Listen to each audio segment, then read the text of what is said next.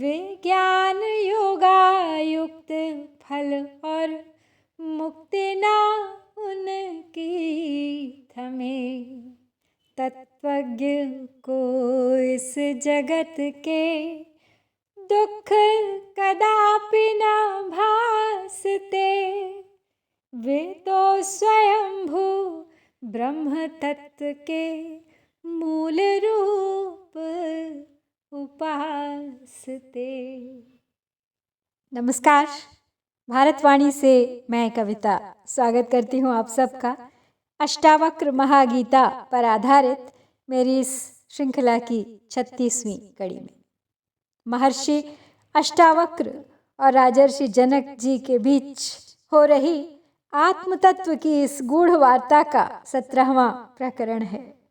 समझ रहे हैं हम यहाँ की कैवल्य क्या है। कैवल्य कौन है, कहाँ, कैसे मिलता है यह कैवल्य। लेकिन बहुत ही सरल है, शब्द में ही छिपा है इसका अर्थ। जो कुछ है केवल एक ही है। जिसने यह समझ लिया वो है कैवल्य। कैवल्य है वो एकांत, वो एकाकीपन जो अकेला होकर भी सम्मिलित है सबके साथ, जिसमें सब कुछ समाया हुआ है। कहीं जाना नहीं है इसकी खोज में, क्योंकि जब सर्वत्र व्याप्त है वो एक, तो उसके लिए दूसरा तो कोई ठौर है ही कहाँ। कुछ भी अन्यत्र नहीं है उसके लिए। फिर उसके लिए क्या बंधन, क्या मोक्ष। धर्मार्थ काम मोक्षेषु जीविते मरणे तथा कस्याप्युदार चित्तस्य हेयोपादेयता नहीं। जीवन मरण धन धर्म मोक्ष व काम में निरपेक्ष हो। त्याग और ग्रहण में आत्मज्ञानी ना कभी सापेक्ष हो। धर्म, अर्थ, काम, मोक्ष, जीवन और मृत्यु में उपयोगिता और अनुपयोगिता की समता किसी विरले में ही होती है, किसी महात्मा में ही होती है। Only few great souls are free from attachment and repulsion to righteousness, wealth, desires, liberation, life and death. Ashtavakra जी कहते हैं अपने शिष्य से, जनक से, कि हे शिष्य, ऐसा पुरुष संसार में दुर्लभ है जो धर्म, अर्थ, काम और मोक्ष और जीने मरने में भी उदासीन हो। अर्थात उसको सुख दुख की वृत्ति कभी न व्यापे, अपनी अद्वैत आत्मा में शांत होकर जो स्थित रहे। सुख दुख सापेक्षिक है। जिसको सुख होता है उसको दुख भी होता है, जिसको दुख होता है उसको सुख भी होता है। लेकिन जो इन दोनों से रहित होकर विचरे, तो हे शिष्य, तुम्हें वही होना है, कैवल्य होना है। इस श्लोक में एक शब्द आया है, कस्यापि उदार चित्तस्य, किसी उदार चित्त की।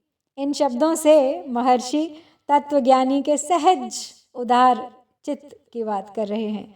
पिछले सूत्र में महाशय कहा था उन्होंने, और इस सूत्र में उसी को उदार चित्त कह रहे हैं। उदार का अर्थ है कि जो भी जैसा भी आए उसे किसी के प्रति कोई आग्रह नहीं है, ना वो उसके लिए अच्छा है ना बुरा है।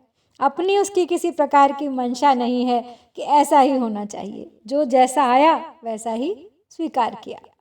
ना पुरुषार्थों को लेकर उसमें कोई आग्रह है और ना ही परम पुरुषार्थ के लिए कोई आग्रह है। अब धर्म, अर्थ, काम, मोक्ष, यही पुरुषार्थ माने जाते हैं, और इनमें मोक्ष को परम पुरुषार्थ कहा गया है, ऐसा वेदांत शास्त्रों में कहा गया है।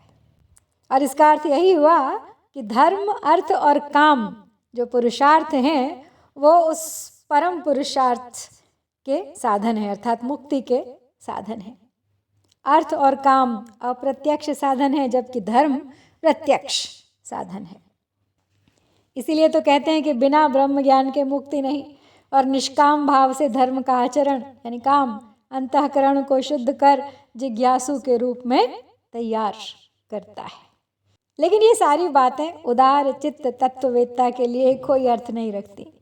महर्षि कहते हैं कि वह धर्मार्थ काम मोक्ष के लिए कुछ नहीं करता, उसमें कोई आकांक्षा ही नहीं तो काम नहीं, यहाँ तक कि उसमें जिजीविषा भी नहीं रहती, जीने की इच्छा।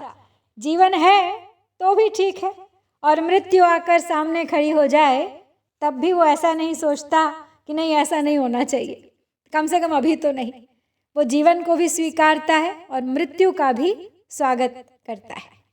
तो महापुरुषों के जीवन के इन पहलुओं के बारे में पढ़ते समय इस बात को मत भूल जाइएगा कि ये उसकी दृष्टि में होने वाली क्रांति होती है। ऐसा नहीं है कि यदि वो सड़क पे चल रहा हो और सामने से तेज गाड़ी आ रही हो तो वो उससे बचेगा नहीं। हेयोपादेयता न ही, इस वाक्य का अर्थ है उसकी इन किसी के प्रति उपयोगिता या अनुपयोगिता की दृष्टि नहीं होती। हेय दृष्टि से मन में यह आग्रह जन्म लेता है कि ऐसा नहीं होना चाहिए, और उपयोगिता की दृष्टि का परिणाम होता है कि ऐसा ही होना चाहिए। तो महर्षि यहाँ यह भी संकेत दे रहे हैं कि जिस व्यक्ति में आग्रह है किसी भी तरह का, भले ही वह मोक्ष के बारे में क्यों न हो, वह उदार मना नहीं हो सकता। उदारता का अर्थ है जो हो रहा है सब ठीक है, परमात्मा की प्रत्येक इच्छा को बिना किसी आग्रह के जस का तस स्वीकारने वाला ही उदार मना है।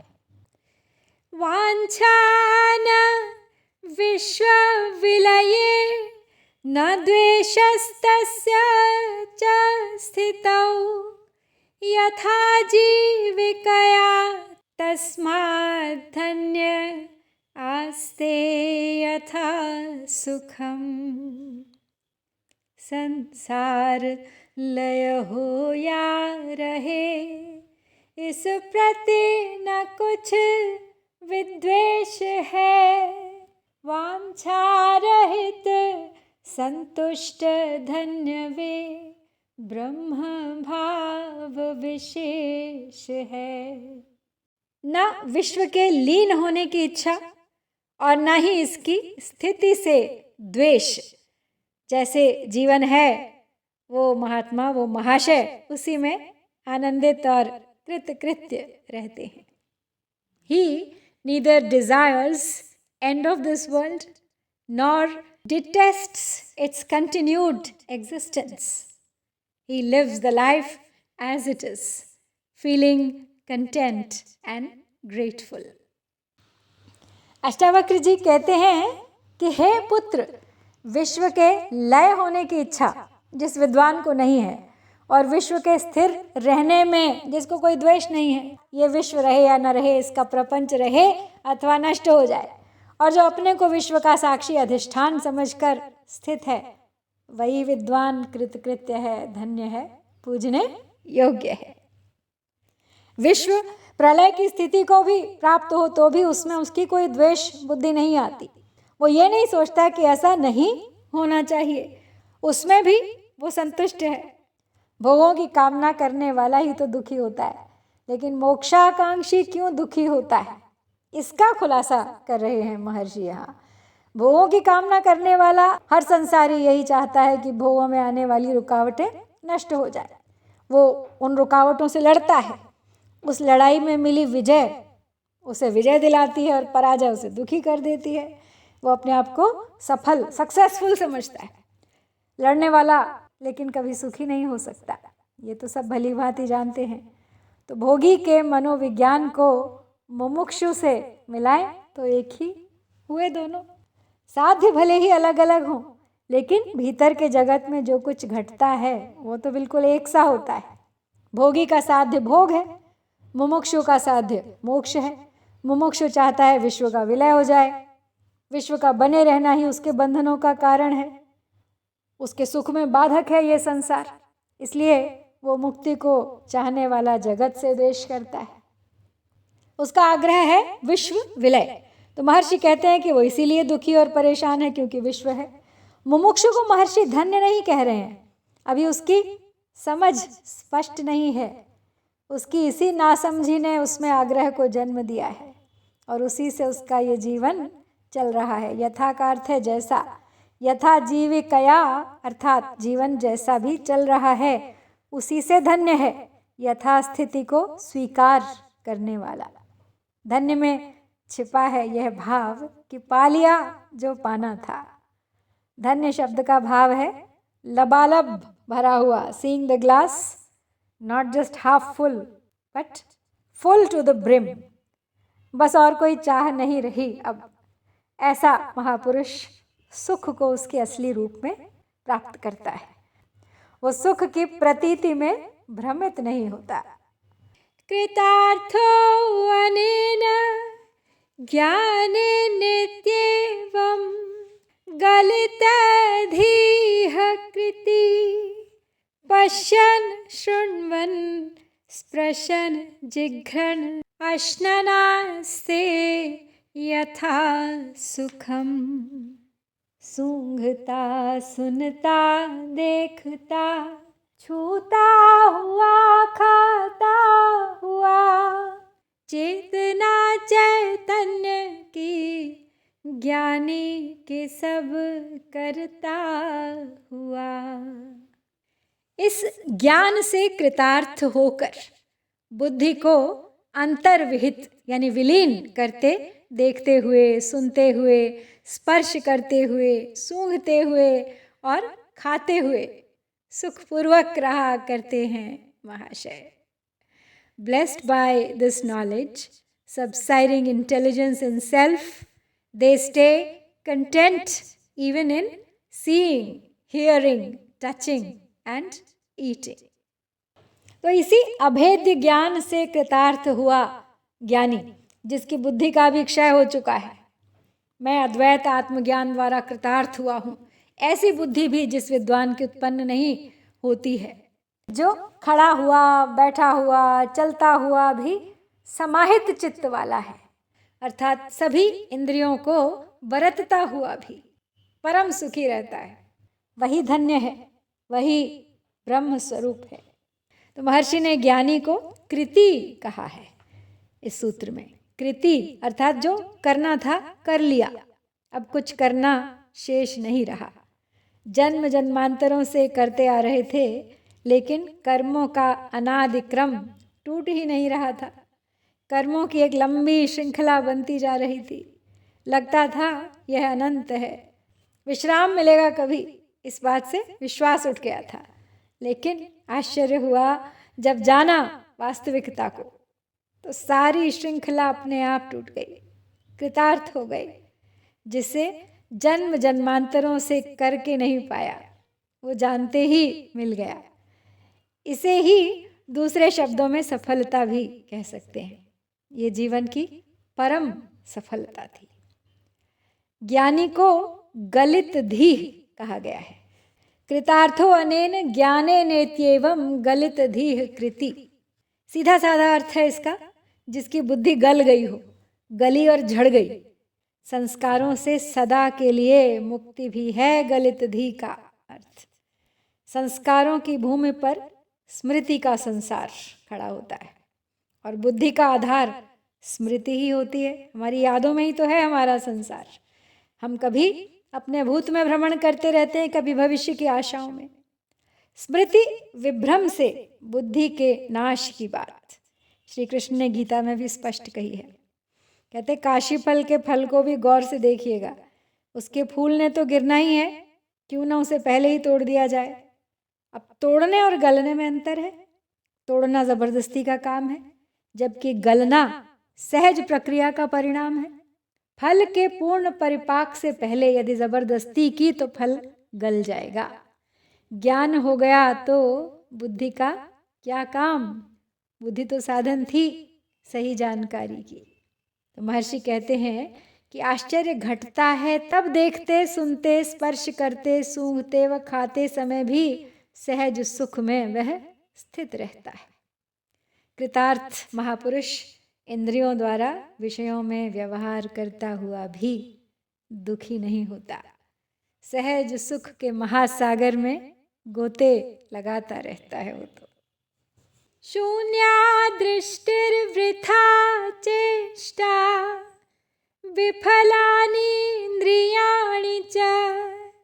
ना स्पृहा ना विरक्तिर्वा क्षीण संसार सागरे। संसार सागर क्षीण जिसका दृष्टि भी अब शून्य है। व्यर्थ चेष्टा इंद्रियां तृष्णा विरक्ति विशून्य है। दृष्टि को शून्य करके और अस्थिर इंद्रियों की चेष्टा को नष्ट करके इस अशक्त संसार रूपी सागर से ना तो वो आसक्ति रखते हैं और ना ही विरक्ति। Keeping their gaze unoccupied, having stilled the tendency of their senses, they have no attachment or aversion for this feeble world. कहते हैं आचार्य कि हे शिष्य, जिस पुरुष का संसार सागर क्षीण हो गया है उसको विषय भोगों की इच्छा भी नहीं रहती है और न उनसे विरक्त होने की इच्छा उसे रहती है।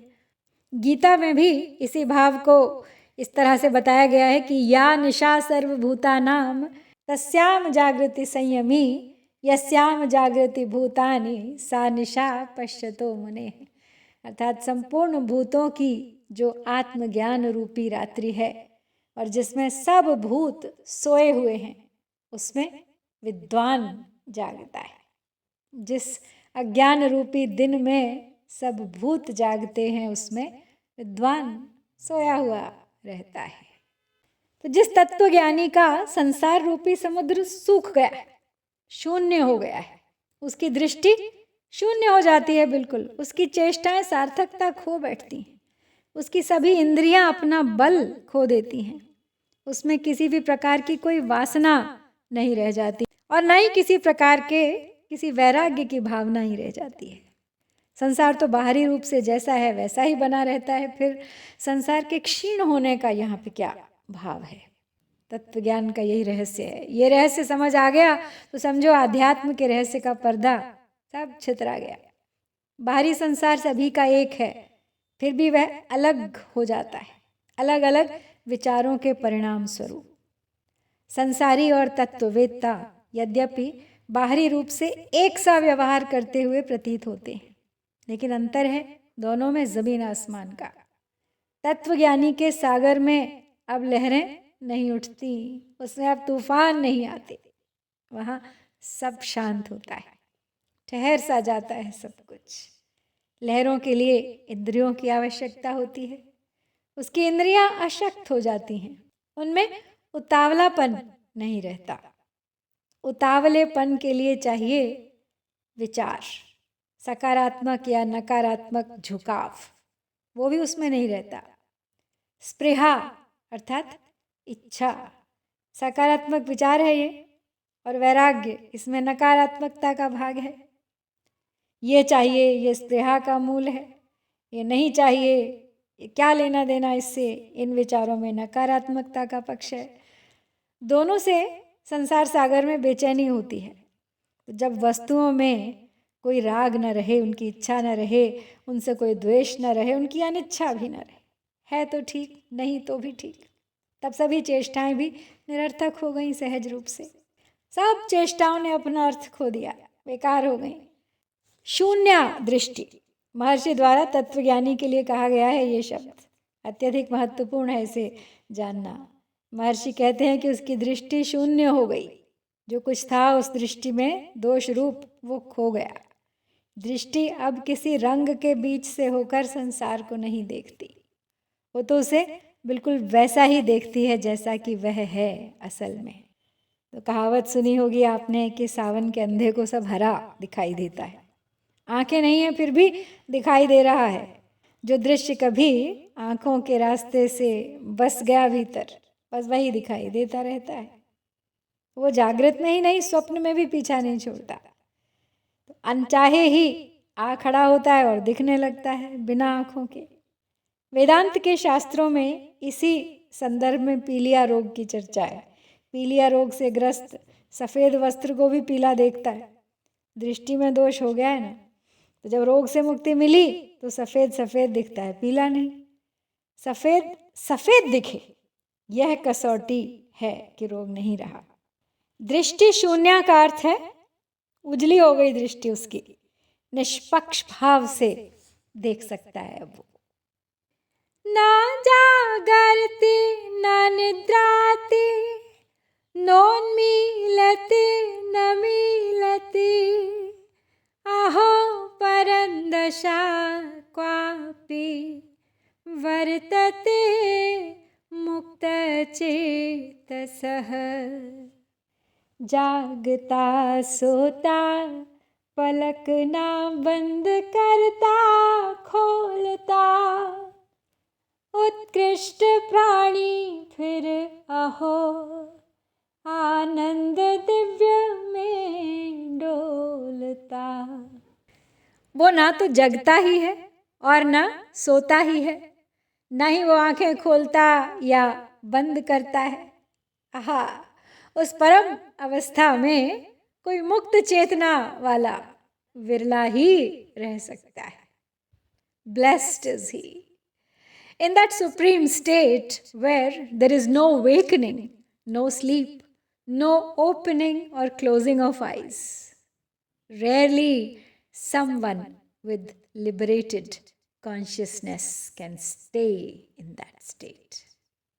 तो कहते हैं अष्टावक्र जी, ये जो ना सोता है, ना जागता है, ना पलकें मूंदता है, ना उन्हें खोलता है, आहा, मुक्त चित्त अभेद ज्ञान के ज्ञाता की ऐसी परम स्थिति होती है। तो इस सूत्र में भी तत्वज्ञानी की अंतर्दशा का ही वर्णन है। वेदांत ग्रंथों में व्यवहार का विश्लेषण करने की दृष्टि से जागृत, स्वप्न और सुषुप्ति, इन तीन अवस्थाओं का वर्णन आता है। जागृत और स्वप्न की व्याख्या ही अधिकतर की जाती है। जागृत का अर्थ है जब जीव इंद्रियों द्वारा व्यवहार करे। इसे मनोविज्ञान की भाषा में चेतन अवस्था कहा जाता है। इसमें व्यापार के संदर्भ में क्यों, कैसे जैसे सवालों के जवाब समझ में आते हैं, लेकिन जब इस तरह से प्रत्यक्ष कारणों से व्यवहार की व्याख्या संभव न हो पाए तो अचेतन में दुबक कर बैठे कारणों की व्याख्या करनी पड़ती है। जब अचेतन की व्याख्या की गई तो लोगों को बड़ी हैरानी हुई। इसके निष्कर्षों के आधार पर व्यवहार की जो व्याख्या की गई उनकी कभी किसी ने कल्पना भी नहीं की थी। एक साधारण व्यक्ति आज भी उन पर विश्वास नहीं करता। अचेतन की दुनिया का विस्तार होता है स्वप्न, कल्पनाओं का साकार होता है स्वप्न में। स्वप्न का जगत कल्पना का जगत है और सुषुप्ति, इसमें अहम खो जाता है। यह स्थिति काफी हद तक ऐसी है मानो किसी विशेष दवा का प्रयोग कर शरीर के किसी हिस्से को सुन्न कर दिया जाए। शरीर के उस विशेष स्थान या अंग की संवेदना फिर खत्म हो जाती है, लेकिन केवल तब तक के लिए जब तक उस दवा का असर रहेगा। सुषुप्ति में अहम अंधेरे में मानो कहीं खो जाता है। ये स्थिति काफी हद तक आत्मविस्मृति की है। मैं खो जाता है इसमें, लेकिन कुछ समय के ही लिए। जबकि तुरीय अवस्था में अहम विस्मृत नहीं होता, वो प्रकाशित हो उठता है। यहाँ पूर्ण प्रकाश है, वहाँ पूर्ण जागरण है, कुछ भी खोता नहीं, वो केवल आत्मसात हो जाता है। तो महर्षि कहते हैं कि तत्ववेत्ता जागता नहीं है, इंद्रियों में नहीं रहता, इसलिए जागृतावस्था नहीं है उसकी। सोता नहीं, इंद्रियों को समेटता नहीं, इसलिए नींद में नहीं रहता। तो जब कामना ही नहीं तो उनका दमन कैसा। तो चेतन मन और अचेतन मन वो दोनों से ही परे रहता है। मन के इन दो रूपों का वो दृष्टा बन जाता है। वो दोनों ही अवस्थाओं को केवल दूर से देखता है। जागता या सोता तो वह है जो स्वयं को इनका कर्ता मानता है। तो महर्षि अब उस क्रिया की बात करते हैं जिन्हें आज का मनोविज्ञान रिफ्लेक्स एक्शन कहता है। ये सहज क्रियाएं हैं, ये अनचाहे होती हैं, जैसे पलकों का खोलना, झपकना, हृदय का धड़कना, ये सब इस श्रेणी में आते हैं। शरीर में रक्त के प्रवाह की घटना इसी प्रकार की एक प्रक्रिया है। तो महर्षि ने यहाँ ऐसी स्थितियों की चर्चा क्यों की जो सहज है। तो जीव इन सहज का भी कर्ता अपने आप को ही मानने लगता है। इतने गहरे में है कर्तृत्व का अभिमान। और जब मुक्त चित्तात्मा का कर्तृत्व गल गया है तो सहज क्रियाओं में भी आसक्ति का भाव नहीं रहता। सहज प्रतिक्रियाओं के संदर्भ में इस बात की व्याख्या करना जरूरी है कि एक विशेष प्रकार के अभ्यास द्वारा इन पर भी नियंत्रण पाया जाता है। अनैच्छिक क्रियाएं भी ऐच्छिक क्रियाएं बन सकती हैं। आपका नियंत्रण अचेतन मन और सूक्ष्म शरीर पर भी हो सकता है। कुछ योगियों ने अपनी संकल्प शक्ति से इस तरह के प्रयोग किए हैं। महर्षि कहते हैं कि मुक्तात्मा की दशा तो बिल्कुल ही अलग है, इस संसार से परे परम होती है उसकी दशा। और इस परम दशा का अर्थ तुरीय से है। क्वापि, कैसी, यह शब्द अपने में आश्चर्य और अनिर्वचनीय होने का भाव छिपाए हुए है। कुछ कहा नहीं जा सकता कि कैसी होती है मुक्त की दशा। यहाँ मुझे लग रहा है कि तुरीय अवस्था के बारे में थोड़ा और जानना आवश्यक है। तुरीय अवस्था का मतलब है ध्यान की चौथी अवस्था। ये एक अनुभव की अवस्था है जिसमें मन और मस्तिष्क में कुछ भी नहीं चलता। इसे चतुरीय अवस्था भी कहते हैं। ये जागृत, स्वप्न और सुषुप्ति तीनों अवस्थाओं से ऊपर। और इसी अवस्था में आत्मा, अनुपहित चैतन्य या ब्रह्म चैतन्य की प्रतीति होती है। समस्त भेद ज्ञान का नाश हो जाता है। आत्मा भी अपने आप में लीन हो जाती है, बाहर से बिल्कुल अमूर्त। इसीलिए इस शब्द के लिए कहा है क्वापि, अहो परम दशा क्वापि वर्तते मुक्त चेतसा। तो आज इसी विचार के साथ यहाँ पर समाप्त करती हूँ मैं। अब तक हमने 10 श्लोक पढ़े हैं 17वें प्रकरण से। शीघ्र लौटूंगी अगले 5 श्लोक लेकर अगले सप्ताह। प्रतीक्षा कीजिएगा, बने रहिए मेरे साथ इस यात्रा में अंत तक। हरिओम तत्सत। जय भारत।